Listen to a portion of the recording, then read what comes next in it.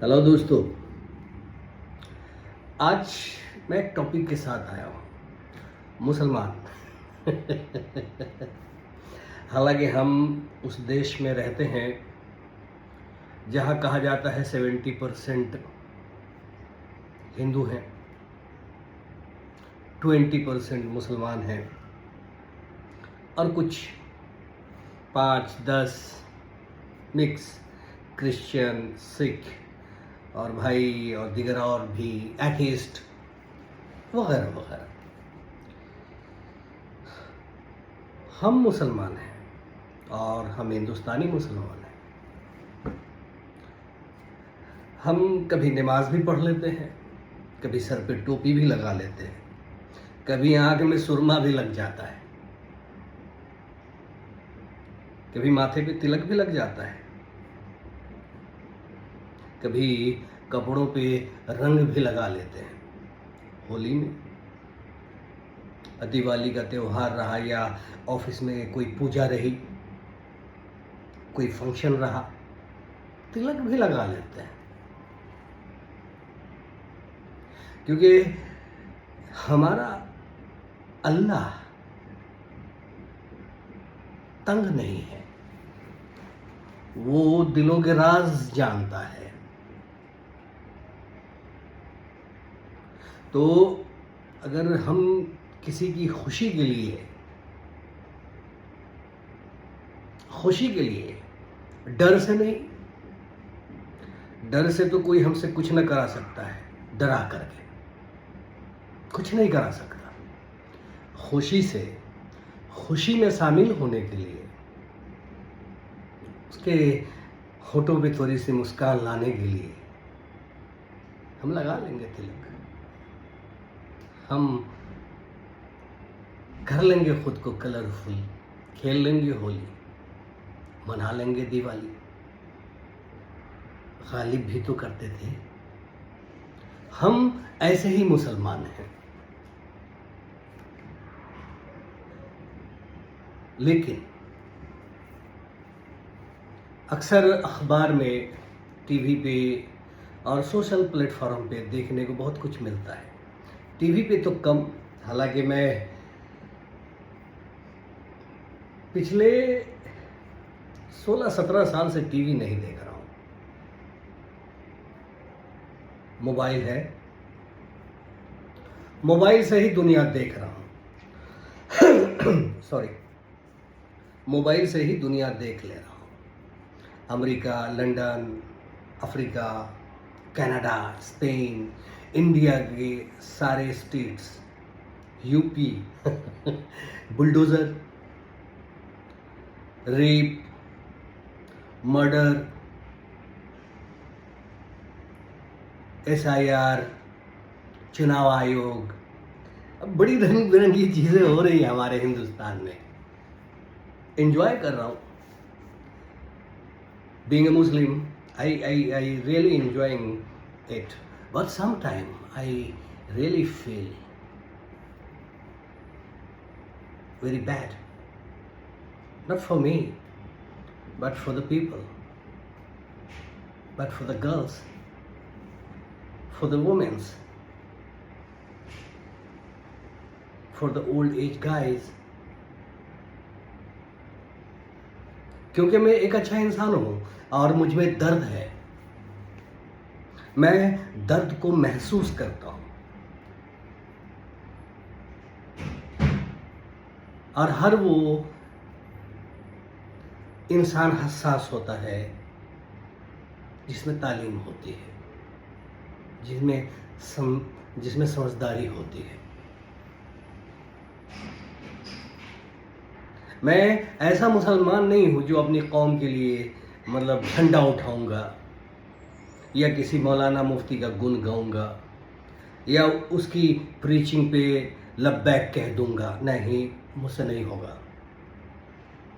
मैं किसी मसलक को नहीं मानता।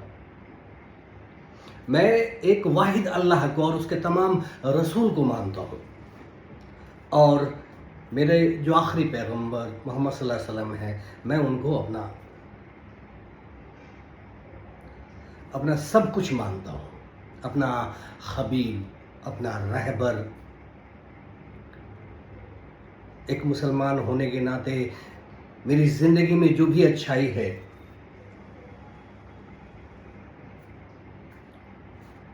उन्हीं की तालीम है, उन्हीं की सुन्नत है।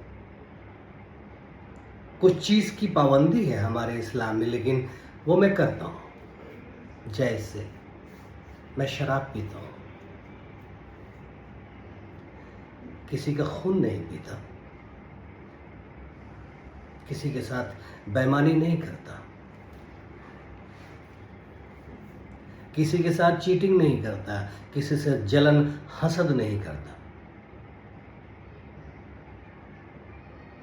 और ऐसे ही गालिबन वो तमाम मुसलमान करते हैं जो मुसलमान हैं। कुछ मुसलमानों में भी शैतान है, जैसे कुछ हिंदुओं में शैतान है। शैतान जो है कोई एक अलग सी चीज़ नहीं है। भूत प्रेत जैसे बोला जाता है ना, तो भूत को ही उर्दू में अगर आप आ जाइए तो शैतान हो जाता है। तो वो शैतान नहीं है, शैतान कोई चीज़ ही नहीं है। बेसिकली शैतान एक एडजेक्टिव है, सिफत है। एक इंसान कभी कभी शैतान बन जाता है, और एग्जाम्पल हमारे सोसाइटी में हम देखते हैं। उसकी शैतानियत, किसी का वो रेप कर लेता है, दरिंदा हो जाता है और दरिंदगी दिखाता है अपनी, कोई खून कर देता है किसी का और मुस्कुराता है, समझता है कि वो बहुत बड़ा बॉस है, डॉन है, बड़ा काम किया है। ऐसे ही जो भी फितनेस वाले काम हैं और फितना फैलाते हैं जो भी ज़मीन पे इंसान की शक्ल में, वो सब शैतान है, चाहे वो किसी भी जाति धर्म के हो। एक इंसान, एक नेक इंसान हमेशा प्रोग्रेसिव माइंडसेट का होता है, साइंटिफिक माइंडसेट का होता है, अपने इर्द गिर्द सोशल हार्मोनी की बात करता है, एक दूसरे से बहुत अच्छे से मिलता है, मिलनसार होता है। लेकिन जैसा कि आप जानते हैं, 5 उंगली बराबर नहीं होती, तो वैसे ही हर इंसान का मिजाज एक दूसरे से नहीं मिलता। और शैतान जो शैतान सिफत इंसान है, वो उसके दिमाग में कचरा भरता रहता है, उसे वर्गलाता रहता है, उसे बुराई की तरफ ढकेलता रहता है, और ढकेलते ढकेलते ढकेलते एक दिन वो इंसान भी ढकेला जाता है। अब देखिए ना, अच्छा खासा हमारा देश तरक्की कर रहा था, एक निर्भया हुआ, निर्भया के बाद एक आरएसएस और ये केजरीवाल वगैरह ने मिल करके एक शानदार अन्ना को निकाला, उसको चश्मा उस्मा पहनाया और उसको गाधी जैसा बना दिया। एक ड्राइवर गाधी हो गया। अरे भाई, इंसान की इज्जत होनी चाहिए, बिल्कुल होनी चाहिए। जो जिस लायक है उसको वो रिगार्ड्स मिलना चाहिए। लेकिन कहाँ राजा भोज यार, कहाँ राजा भोज और कहाँ गंगवा तेली। सॉरी, एग्जाम्पल हम लोग के बिहार में दिया जाता है, वो मैंने दे दिया है यार। कहाँ वो वर्ल्ड लीडर, मतलब पूरे वर्ल्ड के लोग सैल्यूट करते हैं जी गांधी को। हम आप क्या हैं उसके सामने, रब की बराबर की औकात नहीं है। उसका अगर नाम भी जुबान पे आता है तो प्राउड फील करना चाहिए कि वो हमारे लीडर थे, मेरे इंडिया के लाल थे, मेरे भारत के रतन थे। हमें ऐसा प्राउड फील होना चाहिए। लेकिन हमने एक उल्टा ही निज़ाम बहा दिया है। मैंने ये दिखाने की कोशिश कर दिया है, मतलब हमारे हिंदुस्तान में कुछ लोगों ने, कि भाई असल में जो उसका हत्यारा था वही भगवान था, वही अच्छा था। सोचिए कैसे कैसे जगह पे खड़ा कर दिया है लोगों को, इंसानों को ला करके। सोचिए आप, महात्मा गांधी, मोहनदास करमचंद गांधी, उसका माइंड, उनका थॉट, उनका अंदाज, उनकी बातें, भाई कितना मुश्किल है वैसा खुद को तराशना। अगर आप कोशिश कीजिएगा भी तो नहीं कर पाइएगा। उस आदमी को लोग बोलते हैं, रिकॉर्ड लेकर के उसका मजाक उड़ाते हैं, इतना हल्का कर दिया है उनको। इंसान कोई भी हो, किसी धर्म का मानने वाला हो, जो नेक है वो नेक है, जो सच्चा है वो सच्चा है, जो अच्छा है वो अच्छा है। मैं किसी एक पार्टी का झंडा उठा करके मैं उसका गुलाम नहीं बन जाता हूं, सॉरी, हरगिज नहीं। क्योंकि मैं उसके विचार से एग्री हूं, मैं उसे एक्सेप्ट कर रहा हूं। मैं उसके विचार से डिसएग्री करता हूं तो डिसएग्री करता हूं, नहीं करेंगे उसकी बात, forgive it, give it up, just give it up. अब उसके लिए किसी को जबरदस्ती से इम्पोज करना कि आपको करना ही होगा, ये दिक्कत है। अब देखिए ना, मुसलमानों के साथ ये अभी दो हिंदुस्तान है, दिख रहा है, दो तरह का हिंदुस्तान बना दिया है। एक सुप्रीम कोर्ट में जाता है केस पिछले 6 साल से। भाई, एक इंसान की उम्र छोटी सी होती है, वैसे ही लोग अब जवानी में बूढ़े हो जाते हैं। पहले के लोगों को 100 सवा 100 साल की उम्र होती थी, 80-90 साल तक कोई रोग नहीं लगता था। अभी लोग 40-45 में बीपी और शुगर के शिकार हो जाते हैं। बहुत सारी समस्याएं हैं। इंसान अपने परिवार से जूझ रहा है, पढ़ता है तो पढ़ने में इतना मशगूल है कि बेचारा अपनी जवानी ढंग से जी नहीं पाता है। एक स्कॉलर, एक अच्छा ब्यूटीफुल ब्रेन का इंसान अगर कुछ बोलता है तो उसको कट कॉपी पेस्ट करके, उसको एडिट करके, उसको फैब्रिकेट करके, कुछ भी चला करके किसी को फंसा दिया जाता है। देखिए, आप मिसाल लीजिए सरजिल इमाम और उमर खालिद की। क्यों है वो सलाखों के पीछे? दिल्ली दंगे से पहले कैसे कैसे आपका एक लीडर था, और भी कई दिगर, उनसे बदतरीन और उनसे घटिया और उनसे ज्यादा ज्वलनशील बात किसी और ने नहीं की। इन दोनों ने तो की ही नहीं, लेकिन वो लोग आजाद हैं, वो लोग मिनिस्टर हैं। तो इससे हम क्या अलग समझे कि हमारा हिंदुस्तान जो है अब दो तरह का फैसला देता है, दो तरह की अदालत रखता है। हिंदू है तो फैसला तुरंत मिल जाएगा, मुसलमान है तो पेंडिंग में रखो, फेंक दो उसे किनारे, सड़ने दो जेल में, सड़ा दो, गला दो, उसके हौसले को तोड़ दो, उसके हौसले को पस्त कर दो, उसको मिटा दो। सर, मुसलमान जो है, जो वाकई इस्लाम को प्रैक्टिस में रखता है, वो दुनिया में किसी चीज़ से नहीं डरता है। मौत से नहीं, डर से नहीं, चोट से नहीं, खौफ से नहीं, किसी चीज़ से नहीं डरता है। सद्दाम हुसैन के साथ जो हुआ, आपने देखा है, जब जज उसको फांसी की सज़ा प्रोनाउंस कर रहा था और वो हंस रहा था। क्योंकि मुसलमानों में ईमान की ताकत है, वो मरने से नहीं डरते, क्योंकि उनका अकीदा ही मरने के बाद शुरू होता है। मुसलमानों की पूरी फिलॉसफी जो है वो मरने के बाद शुरू होती है। यहाँ तो उसका कर्म है, सिर्फ यहाँ वो एग्ज़ाम दे रहा है, वो अकॉर्डिंग कुरान जीने की जो उसको गाइडलाइन दी गई है उसी पे वो चलने की कोशिश करता है। और उसमें उसकी प्रीचिंग अगर आप फॉलो कर लीजिएगा तो आप सिवाय एक अच्छे इंसान के टेररिस्ट बन ही नहीं सकते हैं। वो तो लोग कहते हैं जो कहते हैं, जिन्होंने पढ़ा ही नहीं। आप अमेरिका लंदन की ही मिसाल ले लीजिए, आप यूरोप की मिसाल ले लीजिए, आए दिन सबसे ज़्यादा लोग मुसलमान ही क्यों हो रहे हैं, इस्लाम में ही कन्वर्ट क्यों कर रहे हैं, इस्लाम को क्यों ज्वाइन कर रहे हैं, why they are joining Islam so aggressively.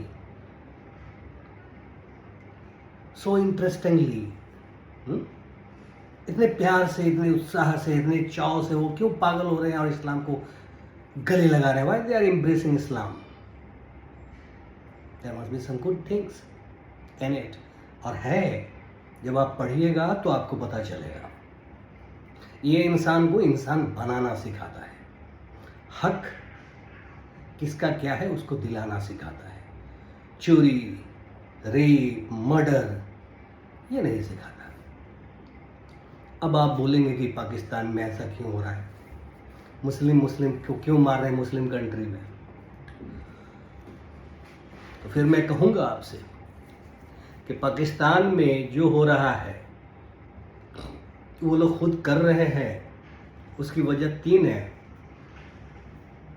Military हुकूमत बार बार, डेमोक्रेसी कोलैप्स और मुल्ला मुफ्ती। वहाँ फिर कई फिरके, उन फिरकों के हर मौलवी मुफ्ती अपना एकदम इस्लामी हुकूमत के चक्कर में, कुछ नेता अमेरिका के साथ देश चलाने के लिए, उसमें कुछ पैसा जुटाने के लिए, और फिर वो अकेले कर नहीं पाता है, उस बीच में जंप जाती है, कूद जाती है मिलिट्री, और ऐसे ही पाकिस्तान ख़त्म हो रहा है। और एक बात और मैं आपको बता दूं, पाकिस्तान कितना भी बुरा हो जाए, अमेरिका उसको कभी नहीं छोड़ेगा। वजह साफ है, क्योंकि अमेरिका ही और लंदन की ये पॉलिसी थी इंडिया को बांट देने की। आप लोग सोचते हैं कि गांधी जी ने बंटवा दिया है। अरे मेरे भाई साहब, अंग्रेज़ों के मिजाज को पढ़िए, यूरोपियन के मिजाज को पढ़िए, ब्रिटिशर के मिजाज को पढ़िए, उनके दिमाग का अंदाज़ा लगाइए कि क्या सोचता है वो लोग और कितना एडवांस सोचता है वो लोग। भाई सारी दौलत इंडिया से लूट करके गया और लंदन में इंडस्ट्रियल रिवॉल्यूशन लाया, लेकिन उसने कहा कि इंडस्ट्रियल रिवॉल्यूशन तो आ गया, अब जो है गल्फ में तेल तब तक इन्वेंट हो चुका था, पता था कि गल्फ में तेल है, तो अब गल्फ पे रूल करना है। तो वो लोग हर चीज़ स्ट्रेटेजी से करता है। ठीक है, पहले ही यहूदियों को के साथ वगैरह वगैरह हुआ, अभी ब्रिटिशर को वो जो आपके क्या थे, हिटलर साहब, बहुत कुछ किए यहूदियों के साथ। अब ब्रिटिश अमेरिका ने मिल करके एक संधि की और उसको भेज दिया, उसको ज़बरदस्ती इम्पोज कर दिया जजीरा नुमा अरब, यानी कन्नान, जो आज का कन्नान, जिसको आज का फ़िलिस्तीन कहते हैं, फ़िलिस्तीन में उसको बसा दिया, और इंडिया में जिन्ना को खड़ा कर दिया, और इधर हिंदुओं को खड़ा कर दिया। एक जो है, जो अंग्रेज़ों के साथ थे, ये दोनों तो अंग्रेज ही के साथ थे ना, जिन्ना और आरएसएस वाले जो थे, वो क्यों थे? उन्होंने ही ये ब्रेन में डाला कि बांट दो। बांटने की बहुत बड़ी रीज़न थी सर, जहाँ तक मेरा दिमाग जाता है, जहाँ तक मैं एनालाइज किया हूँ इस चीज़ को। बांटने का रीज़न था कि अगर हिंदुस्तान एक है और नहीं बढ़ता है, तो फिर वो इंटायर गल्फ पे हुकूमत नहीं कर पाएगा, कभी नहीं कर पाता, क्योंकि इसको तोड़ देंगे, और तो तोड़ देंगे तो ये हमेशा टशन हिंदू मुस्लिम में ये निपटाना रहेगा, ये दोनों देश आपस में कमज़ोर रहेगा सारी ज़िंदगी। तीसरा निकल जाएगा बगल का चाइना, तो चाइना से उनको ज़्यादा प्रॉब्लम है नहीं, तब तक वो उसको नहीं सोचा था कि चाइना टेक्नोलॉजी हर चीज़ वो एकदम अलग ही तरह की दुनिया खड़ी कर देगा, उसके पैरेलल में लाके एक दुनिया खड़ी कर देगा, वो इसने नहीं सोचा था। तो बहरहाल, क्योंकि गल्फ कंट्री पे हुकूमत करनी थी, इसलिए इंडिया को तोड़ के उसने 2 पार्ट किया। वो चाहता था कि इंडिया टूट जाएगा, मुसलमान भी टूट जाएगा और छोटा छोटा रह जाएगा, तो छोटा रह जाएगा और हम उसके तेल को कैश कराएंगे, और करा रहा है। आप लोग देखिए, अभी झूठ मूठ का मतलब बहुत सारा लिटिगेशन लगा करके कि मतलब जानलेवा हथियार है, बायोलॉजिकल वेपन है, वेपन ऑफ मास डिस्ट्रक्शन वगैरह वगैरह, क्या क्या उल फलूल हरकत, यूएनओ, नाटो, ये सब इन्हीं लोगों की तो चीज़ है। सबको थोड़ा थोड़ा दे देता है कि आओ हमारे हक में मेरे साथ खड़े, यूरोप के लिए खड़े हो जाओ, अमेरिका के लिए खड़े हो जाओ। सद्दाम को उड़ा दिया, गद्दाफी को उड़ा दिया, हर किसी को उड़ा दिया, और मुसलमानों को बदनाम किया कि मुसलमान टेररिस्ट होते हैं। हालांकि ये सब करके यही खड़ा करते हैं एक मुसलमान को चुन के, और उसको पहले सपोर्ट करते हैं, बाद में उसी को टेररिस्ट बता देते हैं। क्योंकि जब तक as long as they are getting profit from that particular person, things are well and good, but the moment he revolt, oh that is a terrorist. यही कहानी है मुसलमानों की। आप हिंदुस्तान में किसी खित्ते में चले जाइए, एक बुरा मुसलमान दिखाइए, गरीब भी होगा ना, एकदम फटी लुंगी फटी गंजी पहना होगा, और अच्छा मुसलमान, नेक मुसलमान, दाढ़ी वाला होगा, बेचारा अपने आगे का खाना आपको बढ़ा देगा सर। अब वैसे मुसलमानों की कोई लिंचिंग कर देता है, दिल दुखता है, आंख बह जाती है, आह निकलती है, तड़प जाता है। ये दो तरफा फैसला होता है ना। बोलता है लिंचिंग हो गया, कोई आग लगा दे रहा है, किस बूते पे भाई? इसका मतलब सिस्टम नहीं है। सिस्टम होगा तो मजाल नहीं है कि कोई किसी को छुए। सिस्टम ही नहीं रहेगा तो होगा, और वही बात है, कोई किसी की नहीं सुनेगा। अब आप देखिए कि उमर खालिद और सरजील इमाम को बेल नहीं मिल रहा है, 6 साल से बेचारा पड़ा हुआ है। ये लोग सोच क्या रहे हैं कि दोबारा सर नहीं उठाएगा। सॉरी सर, मुसलमानों की यही बड़ी प्रॉब्लम है कि वो सच का साथ नहीं छोड़ सकते, भले गर्दन कटा दे। ये सच है, यही इस्लाम की प्रीचिंग है, उसको सच पे ही रहना है, ये उसका ईमान है। आप उसके ईमान को नहीं खरीद सकते, उसके ईमान को आप कमज़ोर नहीं कर सकते सर। बहुत मुश्किल है, बहुत मुश्किल है, ना के बराबर। क्योंकि इस्लाम का कॉन्सेप्ट वन टाइम है यहाँ इन दुनिया का, फिर एक नई खल्क है जो मरने के बाद बड़ा टाइम लगेगा उसको, तब तक कब्र में बेचारा लेटा रहेगा, हड्डी वड्डी गल जाती है। बरज़ख है एक दुनिया, नाम नहीं सुना होगा, मैं बताता हूँ। एक दुनिया ही, अब इसी दुनिया के आसपास कहीं अल्लाह ने क्रिएट किया है बरज़ख, या कहाँ किया है, बट एक है बरज़ख जिसको आलम बरज़ख कहते हैं। वहाँ रूह मुंतकिल कर दी जाती है, यानी ट्रांसफ़र, भेज दी जाती है मरने के बाद। उसमें से वो जो बरज़ख है, बरज़ख में 2 जगह हैं, एक है इल्लीन और एक सिज्जीन।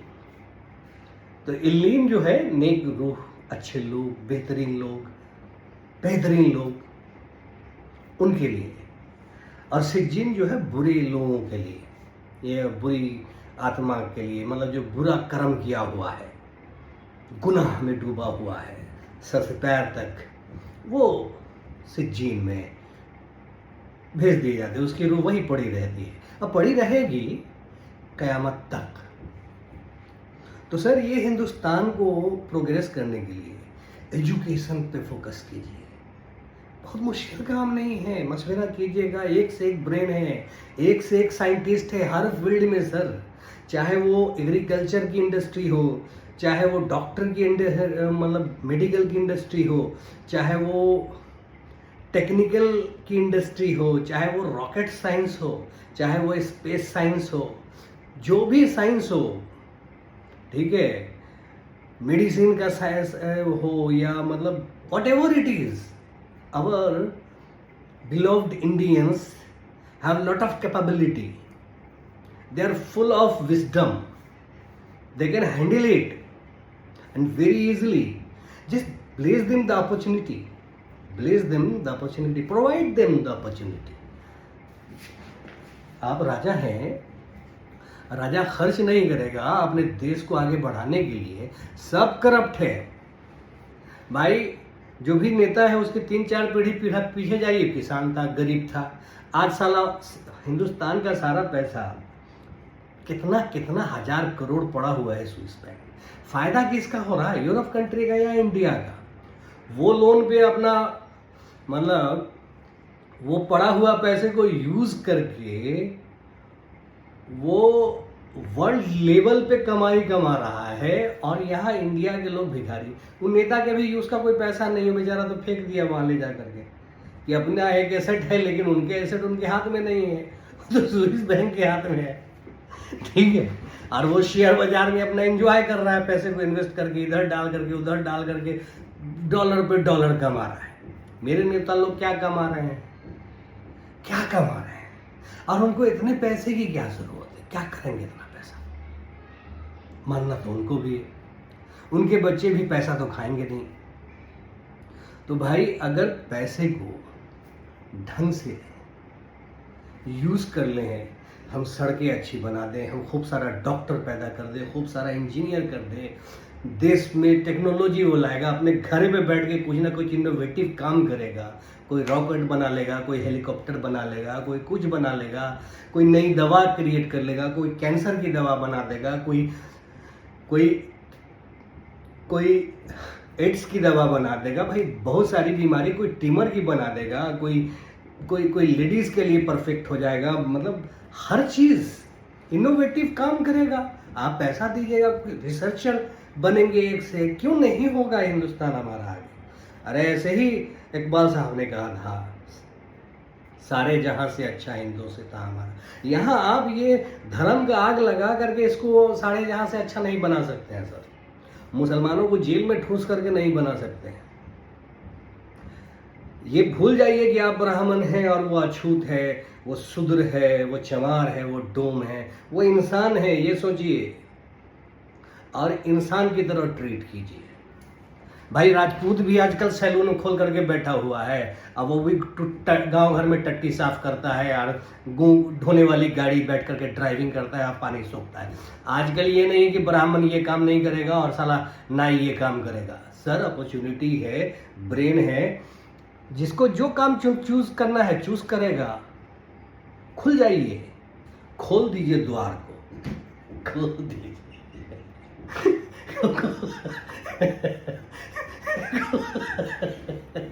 खोल दीजिए सर। ये दुश्मनी लेकर राहुल गांधी जी की एक बात मुझे बड़ी अच्छी लगती है। क्या बात है, वो कहते हैं कि भाई मुझे नफरत करके क्या करेंगे। वो आगे नफरत करके क्या कीजिएगा, मोहब्बत कीजिए ना, मोहब्बत कीजिए ना यार, किसने रोका है? मोहब्बत कीजिए, मौका दीजिए लोगों को, अच्छी कॉलेज यूनिवर्सिटी बना दीजिए, जगह जगह बना दीजिए, फ्री कर दीजिए पूरे एजुकेशन को। किसने रोका है सर? मतलब नेता लोग करोड़ों करोड़ लेके भागे, मतलब एक एमपी खरीदो 10 करोड़ दे दो, 40 करोड़ दे दो, 50, यानी आप एमपी पर 50 करोड़ खर्च कर देंगे। एक 8-10 स्कूल नहीं जहां लाखों एमपी क्रिएट होगा? बोलिए ना सर। ये सब जो है इसको बंद कीजिए, लोगों को बढ़ने दीजिए। अगर वाकई आप भारत माता की जय करना चाहते हैं तो भारत माता तो मेरी नज़र में पूरी हिंदुस्तान की माँ है, वही माता भारत की माँ है, वही माँ है भारत की, भारत पुत्र की, भारतवर्ष की, सबकी माँ, मेरी माँ, मेरी आगे पीछे, मेरे से पहले मेरी माँ की माँ, उनकी मतलब मेरे दादा की माँ, मेरे दादी की माँ, मेरे बाप की माँ, अभी मेरी माँ, मेरे बच्चों की माँ, और जो बच्चे हो रहे हैं वो सभी भारत माता हैं। वो सभी आने वाले सालों में भारत माता ही बनने वाले हैं वो लोग भी।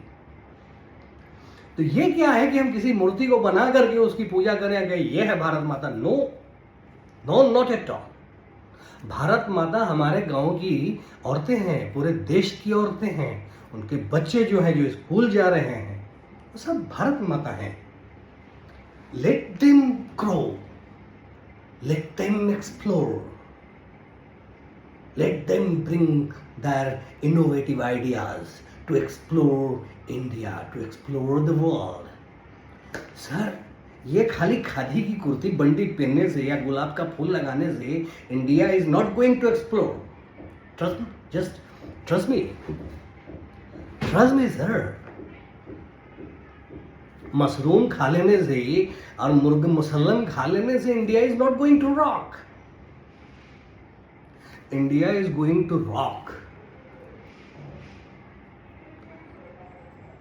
with its education system, with its medical system, with its scientific temperament, with its unity, social harmony, with freedom of expression.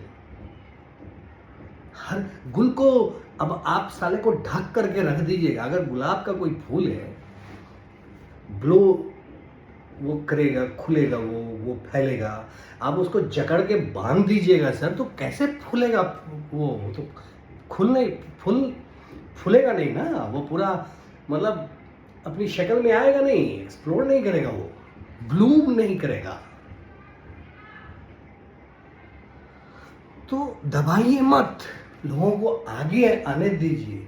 सवाल पूछते हैं तो पूछने दीजिए, उनके आइडियाज़ को एडॉप्ट कीजिए. मैं तमाम देश वालों से यही कहूँगा, सर एक दूसरे के साथ मिलो, गले मिलो, ईद और दिवाली में मिलो, रंग छिड़को, रंग खेलो, लेकिन ज़बरदस्ती नहीं. भाई कोई बुर्के वाली औरत है, कोई नकाब पहनी हुई है, किसी को कलर से एलर्जी है, नहीं पसंद करती, छोड़ दीजिए.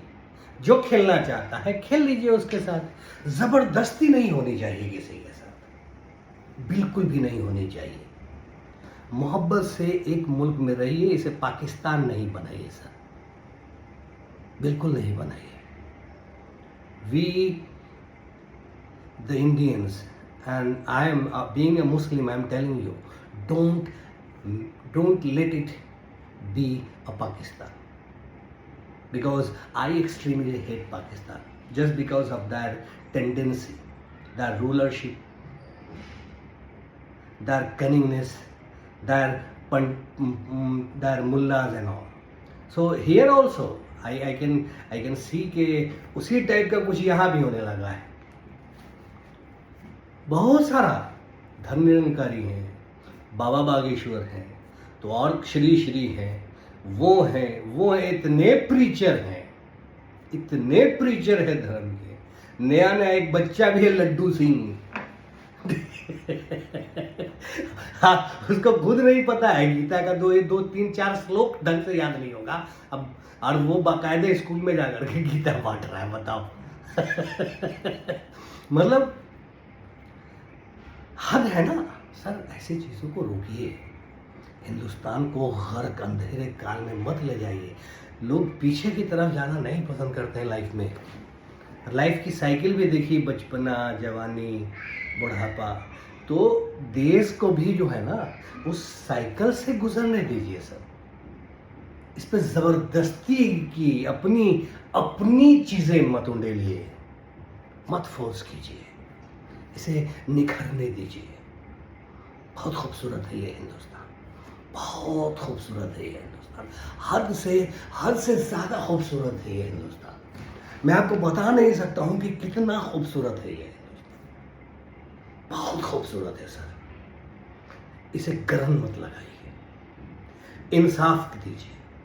जज साहब लोगों को भी सोचना चाहिए कि इंसाफ पे चले, किसी से न डरे, हक से डरे, भगवान से डरे. डरना है तो साला भगवान से डर, क्योंकि जाना तो वही है आखिरी ठिकाना.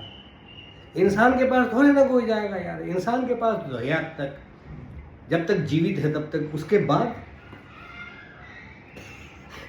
एक सन्नाटे में जो लाइफ जाएगी, आपके सामने कौन खड़ा है उसको भी आप नहीं पहचान पाएंगे, देख नहीं पाएंगे, सुन नहीं पाएंगे. कोई हंसेगा, कोई मुस्कुराएगा, कोई कुछ बोलेगा, कोई कुछ बोलेगा. बोले ठीक मर गया साला, धरती का बोझ था साला, बड़ा हरामी था, बड़ हरामी चलो, बड़ बदमाश चलो, भोल मर गलो, ठीक बड़ नीक काम बोलो. सर तो प्यार बांटिए, प्यार कीजिए, इस हिंदुस्तान को आगे बढ़ाइए. यहाँ यूनिटी क्रिएट कीजिए. लोगों के अंदर डर, दहशत, ये घुसपैठिया है, ये बाबर का है, ये औरंगजेब का. साला औरंगजेब कब मर गया, बाबर कब मर गया, उसकी पीढ़ी की पीढ़ी भी नहीं है कोई. हम लोग तो खैर हैं ही नहीं वहां से. हम मुसलमान हैं भाई. अब हम कैसे बने? हम लोग की 7-8 नस्ल का है, पूरा ब्यौरा है सर. 8-9 नस्ल का है पूरा ब्यौरा। लेकिन फिर भी भाई तुम हिंदू हो, हम मुसलमान हैं, हम हैं। अब हम तुमको किसी हिंदू को अगर हम बोले कि तुम रावण की जाति से हो या रावण की नस्ल से हो, जाहिर सी बात है बुरा लगेगा, और लगने वाली चीज है, लगना चाहिए। आप किसी को बाबर कह करके या औरंगजेब की औलाद कह करके कटुआ करो, कटुआ क्या है, ये तो सुन्नत है भाई साहब, इसमें कोई बुराई थोड़े ना। उसमें मैल कुचैल भर जाता है, इसीलिए बचपने में उसको काट दिया जाता है, ये नबी की सुन्नत थी। चमड़े को हटा दिया जाता है, सुपारा खुल जाता है, साफ रहता है, गंदगी नहीं रहती। क्रिश्चियन सारे करते हैं, बहुत सारे हिंदू भी करते हैं। तो कटुआ क्या है जी न? अजीब अजीब साली लड़ाई, मतलब वो भी वहां सांसद में। हैरत तो तब होती है कि सांसद में इस तरह की जुबान की बात, ऐसे जुबान से लोग बात कर रहे हैं, कितना घटियापन है, ये सब नहीं होना चाहिए। अब वो खुद को पढ़ा लिखा कहता है, डॉक्टर, मतलब हद है, वो जाहिल है एकदम, अकले नहीं है, बुड़बक है। अकल होता तो ऐसे घटिया बात बोलता, पढ़ा लिखा एक सज्जन व्यक्ति। यार हम लोग भी स्कूल में पढ़े हैं, मोस्टली हमारे टीचर हिंदू हुआ करते थे, 1-2 मुसलमान होते थे, 80% 90% नॉन मुस्लिम होते थे। लेकिन यार क्या हारमोनी थी, सोशल हारमोनी, क्या रिस्पेक्ट था। आज भी कुलानंद बाबू का नाम याद है, रामबीर सिंह थे, परमानंद सर थे, राम कुमार सर थे, बहुत सारे यार। हम लोग मजा करते थे, खुश थे, एक अच्छी दुनिया थी हमारी, एक अच्छी जिंदगी थी, एक अच्छा समाज था। आज बांट रहे हो, गुनाह कर रहे हो यार। डराओ मत मुसलमानों को, वो डरेंगे नहीं, किसी से नहीं डरते सिवाय अल्लाह के, और सच काम करते हैं। जो गलत काम करता है आप उसको पकड़िए ना, फांसी पे लटका दीजिए, कोई मुसलमान उसके साथ खड़ा नहीं होगा। होता है एक्सेप्शन, तो कहीं भी पाया जा सकता है, कुछ मुसलमान होते होंगे, बुरे भी हो सकते हैं, बिल्कुल हो सकते हैं, तो सजा है, कोई मुसलमान खड़ा नहीं होगा उसके साथ। अगर वो किसी का रेप किया होगा तो उसको उसी वक्त आप फांसी पे सजा दीजिए। अगर कोई किसी का मर्डर किया हो ना, उसको आप फांसी की सजा दीजिए, कोई मुसलमान उसके सपोर्ट में आवाज़ नहीं उठाएगा। लेकिन हाँ, बेगुनाह मुसलमानों को फंसाइएगा, उसको जेल में डालिएगा, उसके साथ बुराई कीजिएगा, उसको तकलीफ दीजिएगा, तो मुसलमान तो आवाज़ उठाएगा ही। ठीक है, तो ये थी आज की बात दोस्तों। मुझे उम्मीद है आपको मेरी क्लिप अच्छी लगी होगी। बैठे बैठे क्या करूं भाई, इतनी नफरत है दुनिया में कि बड़ा बुरा लगता है। तो सोचा कि खुल के बात करें, सच बात करें, हक बात करें। जहाँ जहाँ लोगों को ये वीडियो दिखे वो कुछ समझे कि सरकार क्या चाहती है, आपकी ब्रेन को हाईजेक करके अपनी सत्ता चाहती है, हमें फिर से एक गुलामी की जंजीर में पकड़ा करके, जंजीर में ढाल करके गुलाम बना देना चाहती है। तो हमें गुलामी से बचना चाहिए। हमारे ब्रेन को आज़ाद रहने दीजिए, ख्याल को आज़ाद रहने दीजिए, खुद के ख्याल को आज़ाद रखिए, सच बात कहिए, सच पे अडिग रहिए, खड़े रहिए, और हमेशा सच का बोलबाला कीजिए, और सच का ही मतलब साथ दीजिए। ये नहीं देखिए उसमें कि कौन किस जाति और किस मजहब का है, किस धर्म का है, इंसानी नस्ल का है। आशुतोष राणा जी कितने महान पंडित हैं वो, बाप रे बाप, क्या नॉलेज है हिंदी की, इतने बड़े विद्वान। नमस्कार सर आशुतोष जी, मैं बड़ी इज्जत करता हूँ उनकी। क्या बात करते हैं, बोलते हैं तो जैसा लगता है कि वाणी से मतलब शीरी टपक रही है, एकदम शहद टपक रहा है। ऐसे बनिए, अच्छे विचार वाले, अच्छे इंसान बनिए। ये दंगा, ये लड़ाई, ये नारा, ये टकराव, ये तोड़, ये फोड़ नहीं कीजिए, अच्छा नहीं है। आपके लिए भी अच्छा नहीं है, आपके आने वाली जनरेशन के लिए भी अच्छा नहीं है, आपके बच्चों के लिए भी अच्छा नहीं है, और एक सभ्य समाज के लिए भी ये अच्छा नहीं है। उम्मीद है वक्त अच्छा कटा होगा, लंबा हो गया, लेकिन मुझे लगता है कि आप लोग को फुल मज़ा आएगा, एंटरटेन होंगे अच्छे से। बात बिल्कुल सच कहूँ, जो भी कहूँ, ऐसे ही मिजाज का हूँ मैं। मैंने बताया था मैं शराब पीता हूँ, तो मैं शराब पीता हूँ, मैं किसी का खून नहीं पीता, किसी की ज़मीन नहीं हड़पता, किसी को तंग नहीं करता, किसी का रेप नहीं करता, किसी के साथ धोखा नहीं करता, किसी का चीट नहीं करता। जानते हो, आप सारी ज़िंदगी नमाज़ पढ़ो, कुरान पढ़ो, हज कर लो, कुछ भी कर लो, वो सब बेकार हो जाएगी अगर आपने किसी का दिल तोड़ा, किसी की बेईमानी की, किसी का दिल दुखाया, किसी का रेप किया, किसी के साथ मतलब किसी का कुछ भी बुरा किया, तो फिर मामला कहाँ आएगा? वो जिसके साथ आपने किया उसके हाथ में ऊपर वाला छोड़ देगा। यानी अगर हमने नमाज नहीं पढ़ा तो ये गुनाह हमने डायरेक्ट अल्लाह के साथ किया, कि अल्लाह की एक नाफरमानी है।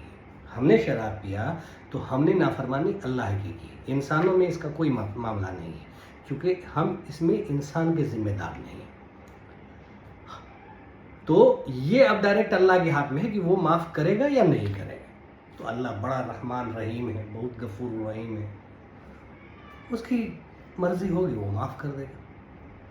लेकिन इंसान वाला हम अगर मामला लेके जाएंगे यहाँ से मरने के बाद, किसी का पैसा लेके मर गए, किसी की ज़मीन बेईमानी करके मर गए, किसी की बेटी को गाली दे के मर गए, किसी का रेप करके मर गए, 10 का मर्डर करके मर गए, तो वहाँ पे हमें जन्नत नहीं मिलेगी सरकार।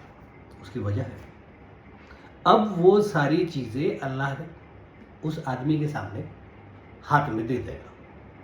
तो वो आदमी अब आपसे डिमांड करेगा कि आपने जो उसका खसारा किया है भरिए। कैसे भरिएगा? तो अब वहाँ तो आप भी मर चुके हैं और आपने उसको मार के पहले ही भेज दिया था। तो आपके हिस्से की जितनी नेकी होगी, बुराई तो वो अपने हिस्से की सारी बुराई आपको पेल देगा, दे देगा, और आपको लेनी पड़ जाएगी। और आपके हिस्से की सारी अच्छाई वो ले लेगा, तो वो जन्नत में चला जाएगा और आप हमेशा के लिए नरक में चले जाइएगा। तो ऐसी चीज़ों से बचिए। भगवान के साथ थोड़ी बहुत बेईमानी कर लीजिएगा तो कर लीजिए, लेकिन इंसान के साथ ना कीजिए। इंसान के साथ हरगिज़ कोई बेईमानी नहीं कीजिए। बहुत अच्छा साफ सुथरा रिलेशन रखिए, चाहे वो किसी भी मज़हब का हो, किसी भी मज़हब का। उम्मीद है फिर नेक्स्ट वीडियो बनाऊंगा और आप लोगों के पास फिर बहुत जल्द आऊँगा। तो दुआओं में याद रखिए मेरे दोस्तों, दुआओं में याद रखिए। अल्लाह हाफिज़, गुड नाइट।